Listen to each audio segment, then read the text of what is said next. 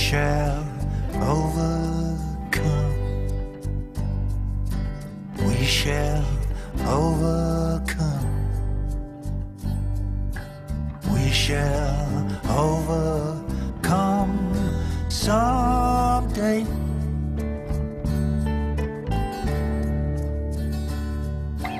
Deep in my heart, I do believe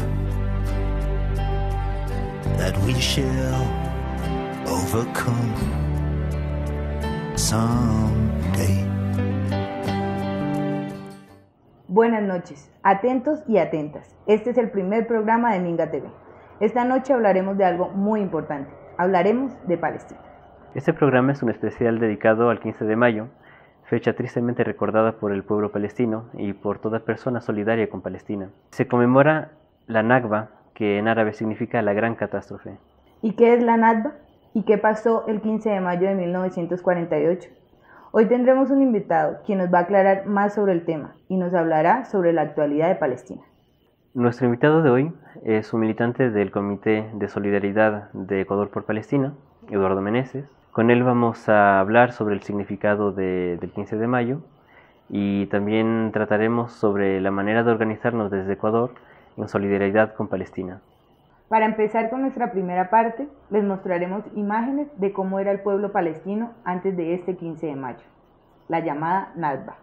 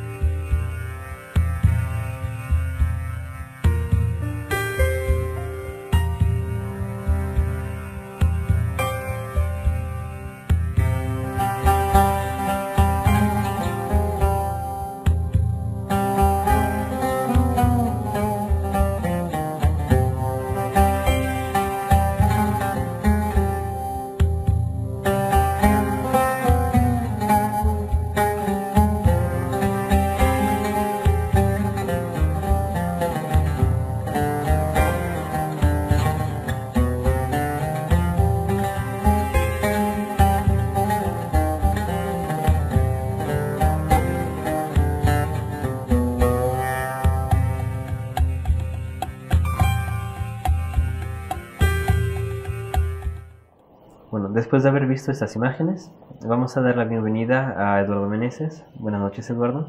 Buenas noches, Andrés. Tenemos una serie de preguntas que nos gustaría que nos contestase. Tal como lo dijimos al inicio, queríamos ver cuál es el significado, las implicaciones de lo que ocurrió el 15 de mayo de 1948. Para empezar, justamente, querríamos saber qué es lo que pasó exactamente esa fecha y cuál era el contexto histórico anterior a ese evento. Claro, bueno, para ver un poco lo que pasó esa fecha, yo creo que hay que regresar un poco en el tiempo, ¿no? O sea, de dónde viene el conflicto palestino. Palestina era una zona que era parte del Imperio Otomano que entró en la Primera Guerra Mundial, del lado de Alemania y otros países en contra de Francia, el Reino Unido y otros. Al perder la Primera Guerra Mundial, el Imperio Otomano se dividió y pasó a ser diferentes colonias francesas, colonias inglesas, italianas también. Y dentro de esas colonias, una de las colonias era Palestina, justamente. Palestina era una colonia bajo mandato inglés. Y este mandato inglés desde muy pronto tuvo un proyecto que era el proyecto sionista de crear un estado para el pueblo judío en esa colonia. Eso fue un proyecto que comenzó desde antes de la Segunda Guerra Mundial, que tomó una gran fuerza en la Segunda Guerra Mundial. Todos sabemos el terrible holocausto que sucedió con el régimen nazi que mató a millones de judíos. Y saliendo de la Segunda Guerra Mundial, el proyecto sionista tenía más fuerza que nunca y decidió instalarse en las tierras de lo que era Palestina, ¿no? ¿A qué corresponde esa fecha?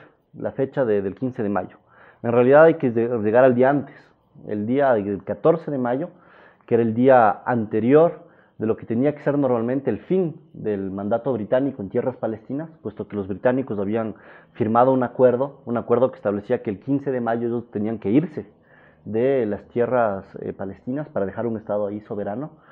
El día anterior, el 14 de mayo, Israel declaró de forma unilateral la creación de su estado. Entonces eso fue el 14 de mayo y el 15 de mayo los países aledaños, estaba Egipto, Libia, Siria, todos los países árabes alrededor de Palestina declaran la guerra en contra de Israel, de ese estado que se estaba creando de forma ilegal, unilateralmente, en tierras palestinas. Entonces es a partir de ese conflicto que surge el gran éxodo del pueblo palestino, el pueblo palestino que al comienzo no quería salir de esas tierras porque hubieron masacres de civiles muy difíciles, que dieron mucho miedo a la población civil y que empujó a un éxodo enorme de cerca de más de 900.000 personas. Entonces eso es lo que se le llama la Nakba, ese éxodo masivo de civiles que tuvieron que salir de sus tierras al momento de la creación del Estado de Israel, ¿no? Noto que en tu intervención utilizas mucho el sionismo. ¿Qué es el sionismo? Eso, claro, eso es una pregunta súper importante porque muchas veces nos pasa que bajo toda la propaganda mediática que existe creemos que el sionismo es algo que tiene que ver con la religión, cuando en realidad hay que regresar a la base de lo que es el sionismo. El sionismo es un proyecto político, es una ideología política que proclama que el pueblo judío tendría que tener su Estado. Ahí hay varias acepciones. Primero que nada, el pensar un pueblo en función de la religión. O sea, nosotros no estamos hablando, por ejemplo, para que en Ecuador del pueblo católico, hablamos de la gente que tiene fe católica, etcétera, pero el hecho de que una religión dé paso a un pueblo ya es parte de una ideología, es parte de ver cómo uno piensa a un pueblo y qué lugar le da a la religión dentro de ese proyecto político. A lo que es muy importante de saber del sionismo, que él surgió mucho antes de la Segunda Guerra Mundial, la Primera Guerra Mundial, y era un proyecto que estaba en el finales del siglo XIX. Y algo que es muy interesante que hay que notar es que al comienzo el sionismo no tenía por plan necesariamente establecer el Estado de Israel en tierras palestinas. Eso ya fue una justificación religiosa que vino después en base a textos religiosos que obviamente les favorecían para su proyecto, al proyecto sionista, pero que en realidad hubieron varias opciones. Se hablaron de tierras en Argentina, en Alaska, en varios lugares. Entonces, la primera cosa que nosotros hemos siempre estado diciendo desde el Comité de Solidaridad de Ecuador por Palestina es no mezclemos, esto no es un asunto religioso, no lo es un asunto político. Y finalmente hay que tener en cuenta que todo este proyecto de crear un Estado para el pueblo judío fue utilizado por las grandes potencias imperialistas. O sea, esa es la base del problema. Las potencias imperialistas después de la Segunda Guerra Mundial querían crear desestabilización en esa zona y sabían que creando un Estado con las características del Estado de Israel, que se justifica como Estado judío, iba a crear muchas tensiones, iba a crear división, iba a crear desestabilización en una zona geopolíticamente muy importante, tanto por estrategias militares como por los recursos de petróleo y gas que existen ahí, ¿no? Entonces, eso es el sionismo. Es interesante porque conforme vas profundizando en la historia, surgen más preguntas. Hace un momento dices que Nakba equivale a éxodo y que el éxodo, bueno, se sobreentiende que tenía refugiados. ¿Qué pasa con toda esa gente que fue expulsada, que tiene derecho a regresar? Ahí hay un tema que es muy importante. Bueno, primero hay que tomar un poco la dimensión de cuántos refugiados eso significa, ¿no? Porque cuando salieron los primeros 900.000 personas, estamos hablando del 15 de mayo de 1948, o sea, ya son 67 años de ese éxodo. Hoy en día los refugiados se estiman que son cerca de 7 millones de refugiados, lo que es inmenso, dentro de una población de 12 millones de palestinos, que se estima 12 millones. Ellos están repartidos, una parte de ellos en campos de refugiados que están en Líbano, en Siria, en Cisjordania, dentro de lo que queda ahora del Estado palestino, de las tierras palestinas, lo que se reivindica de cierta forma, aún como oficialmente las tierras palestinas, las otras son ocupadas por el Estado de Israel. Hay campos de refugiados ahí, hay campos de refugiados en países aledaños. En América Latina, por ejemplo, hay una gran comunidad de refugiados en Chile, muchos refugiados palestinos que están en Chile. Y lo que es muy importante ver es que, según los países, los derechos de los refugiados no son los mismos. O sea, por ejemplo, en países como Líbano, los refugiados palestinos no tenían derecho a trabajar en los mismos trabajos que otros refugiados, o sea, que otros ciudadanos, perdón. De la misma manera, en propio Palestina, los refugiados palestinos en Cisjordania, ellos no tienen derecho a votar, porque ellos dicen: nosotros no somos ciudadanos de Cisjordania, nosotros somos ciudadanos de la Palestina que está ocupada por el territorio que se autoproclama de Israel actualmente. Entonces, esa es una problemática muy fuerte en cuanto a derechos ciudadanos, económicos, laborales, muchas veces derechos humanos. Las condiciones en las que viven los refugiados son muy difíciles. Y sobre todo, algo muy importante, lo que tú decías, se habla mucho del derecho del retorno. Hay una resolución de las Naciones Unidas, de la ONU, es la resolución 194, que exige el derecho al retorno a todos los refugiados, un retorno libre de cualquier obstáculo. Lo que quiere decir que normalmente, según las leyes internacionales fijadas por la ONU, tendrían el derecho a regresar. Si quisieran mañana ellos ir a sus tierras, tendrían el derecho a regresar. Eso obviamente no sucede. En la situación de Palestina actualmente se vive más bien una situación de apartheid y no de derechos. Y más allá de eso, si es que reconocemos el derecho de los palestinos a regresar a Israel, surge una pregunta muy importante, el de cuál es la solución del conflicto. La solución del conflicto muchas veces se lo ve como una solución de un Estado o de dos Estados. Cuando uno habla del derecho de los refugiados a regresar, estamos hablando necesariamente de una solución de un Estado para dos pueblos, de un Estado laico. O sea, no tendríamos de un lado el Estado de Israel y de un lado el Estado de Palestina, porque si es que eso ya se materializa, los que están en Palestina ya están en la parte de Cisjordania y ya no volverían a Israel. Entonces, si nosotros queremos reconocer el derecho internacional, es decir, el derecho de estos refugiados a regresar, eso abre necesariamente el debate de un Estado laico para dos pueblos en que puedan convivir juntos. Eso es muy, muy importante, tomando en cuenta que la forma en que está estructurado el Estado de Israel, que es una forma en base religiosa, como un Estado judío, es algo que personalmente yo considero que es algo que no es compatible con la paz. Mientras sigue existiendo un Estado que discrimina por la religión, no podrá haber paz civil en esa zona, ¿no? Entonces se puede decir que Israel no es un Estado laico. No, para nada, claro. Se autoproclama Estado judío. Es la base misma de Israel. Y una pregunta, ¿qué pasa con los refugiados que están dentro de los territorios de difícil acceso en Palestina? Uh-huh. ¿Hay garantía de acceso a la ayuda humanitaria internacional? A ver, los refugiados normalmente están bajo protección de la UNRWA, que es la Organización de las Naciones Unidas para los Refugiados. Pero eso es muy difícil porque obviamente ellos se inscriben. Si mal no recuerdo, hay 5,5 millones de refugiados inscritos en la UNRWA. Entonces, normalmente las Naciones Unidas les dan ayuda alimenticia, les dan ayuda para cuestión de escolarización, de salud, pero eso no quita que las condiciones de vida en las que viven son muy difíciles, porque tú puedes tener ayuda asistencial para tu alimentación, para la educación de tus hijos y tu salud, pero sin embargo no puedes tener trabajo. Entonces hay la precariedad y la pobreza que existe dentro de los campos de refugiados, sobre todo en los campos de refugiados que son en los propios territorios palestinos, en Siria. Además, Siria, ahora que está en una guerra civil, en los campos de refugiados de Siria en este momento están siendo el terreno de una oposición muy fuerte entre el Estado Islámico y otras fuerzas de ahí mismo. Están siendo masacrados muchos de los palestinos refugiados ahí. Entonces, sí, de cierta manera están protegidos por la ONU, por esta UNRWA, que es el organismo encargado de los refugiados, pero al mismo tiempo eso no resuelve para nada. Son simplemente ayudas de subsistencia, digamos, que no garantizan en nada una vida digna, ¿no?, para los refugiados. Y además que la demanda de ellos es dejar de ser refugiados, ¿no?, y volver a su estado.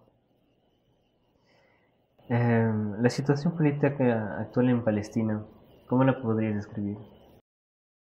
Bueno, actualmente estamos en un momento muy difícil porque Bueno, tú sabes, hubo las masacres que hubieron el año pasado en Gaza, que es una situación continua, no es la primera vez que pasa, siempre que políticamente el Estado de Israel necesita reforzarse, crea nuevos conflictos de ese tipo y masacres de ese tipo, porque apenas tú vuelves a crear dentro de la población israelí ese miedo al disque enemigo externo, hay una cohesión que se crea y que deja detrás los problemas económicos y sociales que existen dentro de Israel. Entonces esos ataques, esas masacres son utilizadas de esa forma, ¿no? La cuestión es que luego de este ataque pasaron varias cosas. Bueno, primero la situación de Gaza está peor que nunca. O sea, no se deja el acceso a materiales de reconstrucción. Siguen habiendo violaciones de derechos humanos todos los días en Gaza, en Cisjordania también. Y más que nada que a nivel internacional estamos acostumbrados a que se hable de Palestina solo en esos momentos. O sea, solo en los momentos en que hay las grandes masacres, los bombardeos, se habla de Palestina y nos olvidamos que la violencia no solo pasa ahí, es violencia cotidiana, violencia de una ocupación. Nosotros en el comité siempre hablamos de una situación de apartheid dentro de Palestina, en que los palestinos no tienen derecho a desplazarse, hay checkpoints en todos lados, bloqueos de rutas. Lo que nosotros aquí en Quito podríamos demorarnos 15 minutos de ir en un lado, en Palestina te puedes demorar 5 horas por los bloqueos, los checkpoints y todo lo que existe ahí, ¿no? Entonces la situación actualmente, luego de este conflicto, es una situación muy difícil del punto de vista humanitario, pero sobre todo muestra que fruto de la colonización que sigue teniendo el Estado israelí, porque el Estado israelí sigue colonizando territorios palestinos, la solución de dos estados es cada vez más difícil. O sea, pensar hoy en día de una solución de un Estado palestino y un Estado israelí es sumamente complicado. Es más, tienes Gaza que está separada de Cisjordania. Entonces es muy complicado pensar esa solución y justamente cuando se está hablando del derecho de los refugiados de nuevo muy fuertemente a regresar a sus territorios, yo creo que es un momento en que hay que volver a abrir el debate sobre un Estado laico para dos pueblos, ¿no? Yo vería de cierta manera así la situación actual, ¿no? Claro, es decir, que ya no serviría ninguna solución que implique el éxodo, esa vez de los israelitas, sino que ya una vez establecidos las colonias y las regiones definidas en el 15 de mayo de 1948, la única solución sería, según dices, crear un Estado que integre a ambos pueblos. De todas maneras, bueno, yo creo que una cosa son opiniones nuestras. Después el pueblo palestino tomará sus decisiones en cuanto a eso, ¿no? Eso es su decisión soberana, pero en todo caso, si queremos ver cómo está actualmente la posibilidad de crear un Estado palestino, cuando tú ves un mapa, tal vez lo hayas visto, hay mapas de Palestina que se ven como pequeñas islitas dentro de un mar de checkpoints, de rutas bloqueadas, territorios separados. Hoy en día eso no es el mapa de un Estado, no puede ser un Estado. Entonces, si tomas de un lado eso, de otro lado el derecho de los refugiados de regresar a su tierra, y de otro lado el hecho de que el Estado de Israel, basado sobre una religión, seguirá siempre creando tensiones mientras siga teniendo esa discriminación religiosa en cuanto a ciudadanos según su creencia, según esos tres términos, necesariamente uno tiene que pensar otra alternativa. Y otra alternativa, eso es personal, ni siquiera es una cuestión que le hemos discutido en el comité necesariamente como postura del comité de solidaridad, pero personalmente yo creo que necesariamente abre ese debate de un Estado laico para dos pueblos, porque además, y eso tal vez lo que me gustaría terminar con eso va en contra de una estrategia que tienen los Estados Unidos y las fuerzas imperialistas actualmente de dividir toda la zona. Ellos quieren dividir Siria en varios estados, quieren dividir Irak en varios estados y obviamente dividir el territorio palestino en un estado israelí y un estado palestino separado también está dentro de ese plan. Entonces actualmente tenemos que luchar en contra de eso. Una de las luchas de los pueblos kurdos en este momento es justamente esa, por ejemplo. Ya solamente para acabar este bloque, ¿cuál consideras tú que serían las implicaciones políticas del reconocimiento del Estado palestino en el derecho internacional? Bueno, yo creo que la pregunta es tal vez hasta al revés. Es ¿por qué ¿Qué quiere decir el no reconocimiento del Estado palestino dentro del derecho internacional? ¿Qué quiere decir eso? O sea, quiere decir que no existe derecho internacional realmente que defienda los intereses de los pueblos. El derecho internacional, la ONU en sí misma está organizada por un comité de seguridad que está hecho que es totalmente antidemocrático, que está manejado por fuerzas, ellas mismas, con orientaciones imperialistas. No tiene una estructuración democrática ni capacidad de imponer el derecho internacional. Lo vimos durante muchísimos años con Cuba. ¿Cuántas resoluciones hizo la Asamblea General de la ONU a favor de Cuba que nunca se hicieron efectivas? Con Palestina pasa lo mismo. Entonces lo que yo siempre digo es que no podremos hablar de derecho internacional mientras siga existiendo esta violación de derechos humanos, estos crímenes de guerra en el territorio palestino, y mientras se siga desconociendo el derecho de los refugiados a regresar a su tierra. Entonces, yo creo que la implicación sería que si es que algún día se da este reconocimiento, quiere decir que habremos dado un paso muy hacia adelante en cuanto a la estructuración del derecho internacional de la ONU. Yo no creo que sea posible el reconocimiento del Estado palestino en la situación actual de la ONU. O sea, mientras los Estados Unidos tengan la postura que tengan dentro de ese Consejo de Seguridad, eso no pasará. Muy bien. Eduardo, muchas gracias por contestar esas preguntas. Gracias. Pasamos al siguiente bloque.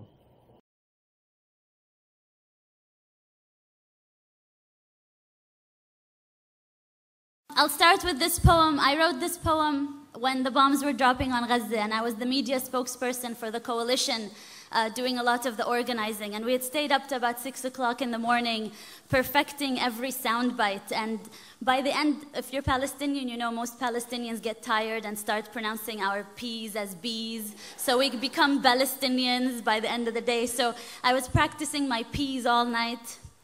And the next morning, one of the journalists asked me, "Don't you think it would all be fine if you just stopped teaching your children to hate?" I did not insult the person. I was very polite. But I wrote this poem as a response to these types of questions we Palestinians always get. Today, my body was a TV'd massacre. Today, my body was a TV'd massacre that had to fit into sound bites and word limits. Today, my body was a TV'd massacre that had to fit into sound bites and word limits, filled enough with statistics to counter measured response. And I perfected my English and I learned my UN resolutions. But still, he asked me, "Ms. Ziyada, don't you think everything would be resolved if you would just stop teaching so much hatred to your children?" Pause. I look inside of me for strength to be patient, but patience is not at the tip of my tongue as the bombs drop over Gaza. Patience has just escaped me. Pause. Smile. We teach life, sir. Rafif, remember to smile. Pause. We teach life, sir. We Palestinians teach life after they have occupied the last sky. We teach life after they have built their settlements and apartheid walls. After the last skies, we teach life, sir. But today, my body was a TV'd massacre made to fit into sound bites and word limits. And just give us a story, a human story. You see, this is not political. We just want to tell people about you and your people. So give us a human story. Don't mention that word apartheid and occupation. This is not political. You have to help me as a journalist to help you tell your story, which is not a political story. Today, my body was a TV'd massacre. How about you give us a story of a woman in Gaza who needs medication? How about you? Do you have enough bone-broken limbs to cover the sun? Hand me over your dead and give me the list of their names in 1,200 word limits. Today, my body was a TV'd massacre made to fit into sound bites and word limits and move those that are desensitized to terrorist blood. But they felt sorry. They felt sorry for the cattle over Gaza. So I give them UN resolutions and statistics, and we condemn and we deplore and we reject. And these are not two equal sides, occupier and occupied, and 100 dead, 200 dead, and 1,000 dead. And between that war crime and massacre, I vent out words and smile, not exotic. Smile, not terrorist. And I recount 100 dead, 200 100 dead, 1,000 dead. Is anyone out there? Will anyone listen? I wish I could wail over their bodies. I wish I could just run barefoot in every refugee camp and hold every child, cover their ears so they wouldn't have to hear the sound of bombing for the rest of their life the way I do. Today, my body was a TV'd massacre, and let me just tell you, there is nothing your UN resolutions have ever done about this. And no soundbite I come up with, no matter how good my English gets, no soundbite, no soundbite, no soundbite, no soundbite will bring them back to life. No soundbite will fix this. We teach life, sir. We teach life, sir. We Palestinians wake up every morning to teach the rest of the world life, sir.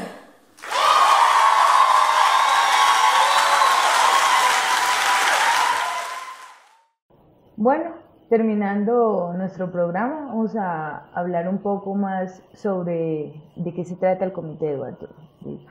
El Comité de Solidaridad, sí, mira, el Comité de Solidaridad nuestro se creó, en realidad es relativamente reciente. La solidaridad en Ecuador con Palestina ha existido desde hace muchísimo tiempo, y el comité que creamos nosotros surgió fruto de la última agresión militar que hubo en contra de Gaza el año pasado, a finales del año pasado, que fue una agresión totalmente brutal, que mató muchísimos niños y civiles inocentes, hasta con crímenes de guerra, y ahora están siendo investigados.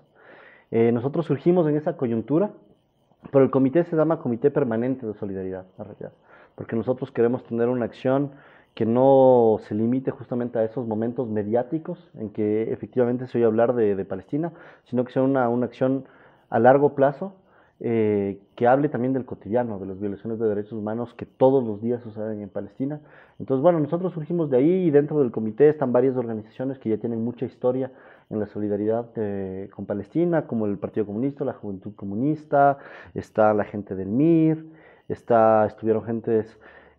Cuando creamos este comité quisimos que sea muy amplio, o sea, no quisimos que haya divisiones en cuanto a otros intereses políticos que puedan haber. Entonces, desde el comité, desde el comienzo, estuvieron gente que podían ir desde Alianza País hasta Yas Unidos.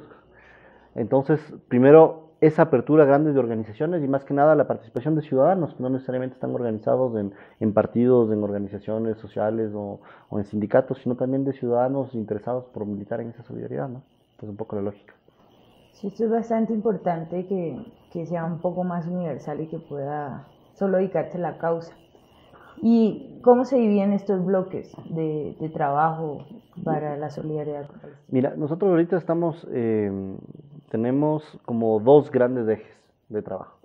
El eje permanente de trabajo obviamente es el de informar a la gente sobre lo que pasa. Entonces hemos tratado de hacer, se paró durante un poco al comienzo de años, pero estamos queriendo retomar, ahora haciendo conferencias, haciendo reuniones, conversatorios en las universidades, en espacios públicos, en cualquier lugar que esté abierto a hacer charlas sobre esto, para que la gente primero que nada conozca, porque se desconoce muchísimo sobre el tema de Palestina aquí en Ecuador.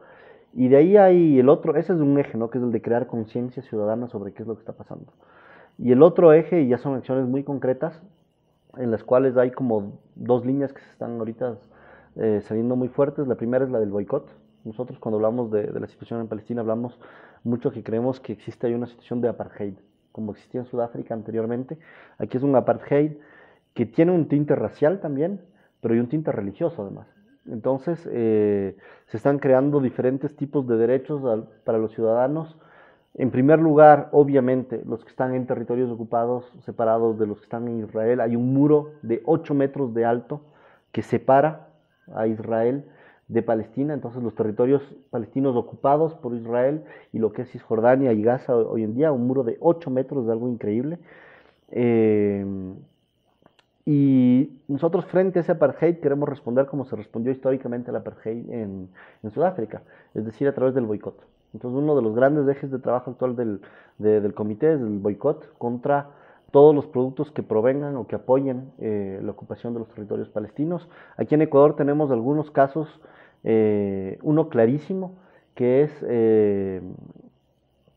son los dueños del grupo El Rosado, que son los dueños de mi comisariato, de mi ferretería, es de ese grupo económico que tiene estos almacenes, que son los cónsules de Israel en Guayaquil. Entonces son representantes oficiales del Estado de Israel en Ecuador y son propietarios de todas estas cadenas, ¿no? De mi comisariato, mi ferretería, etcétera. Entonces nosotros lanzamos toda una campaña de boicot, le decimos a la gente, y ahí yo digo a toda la gente que nos vea, que nos escuche, no ir a comprar DA. Es un acto ciudadano de conciencia de querer boicotear gente que oficialmente está apoyando, diplomáticamente apoyando a un Estado que tiene un largo historial de crímenes de guerra y crímenes de contra la humanidad. Entonces el boicot es ese, puede pasar por productos que venden en Israel, también hay productos aquí que se venden en Israel. Nosotros tenemos en el sitio, en el Facebook del comité, hay toda una lámina que muestra cuáles son los productos que están implicados en eso. Otro de los grandes ejes de trabajo también, además del boicot, es justamente el que estamos lanzando ahora, que nos estamos uniendo a una campaña internacional por el derecho del retorno de los refugiados. Entonces, una campaña que se está organizando. Tuvimos una reunión el mes pasado en Venezuela, entre varios comités de toda América Latina, para coordinarnos y crear una gran campaña de solidaridad, tal vez la más grande que haya habido con Palestina, sobre el derecho del retorno de los refugiados palestinos. Entonces es un poco la actividad, ¿no?, que estamos llevando ahora, y de ahí tenemos actividades puntuales según la coyuntura, ¿no?